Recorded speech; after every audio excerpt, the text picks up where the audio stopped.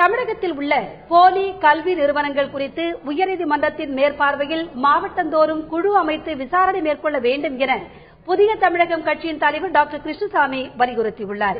மதுரையில் இன்று செய்தியாளர்களை சந்தித்த அவர், விழுப்புரம் சித்த மருத்துவ மாணவிகள் தற்கொலை வழக்கினை சிபிஐயிடம் ஒப்படைக்க வேண்டும் எனவும் அவர் கேட்டுக் கொண்டார். உச்சகட்டமாக இந்த ஒரே நேரத்தில் ஒரே கல்லூரியில் 3 மாணவர்களுடைய மரணம் நிகழ்ந்திருக்கிறது. இதை எளிதாக எடுத்துக் கொள்ளக்கூடாது. இந்த வழக்கை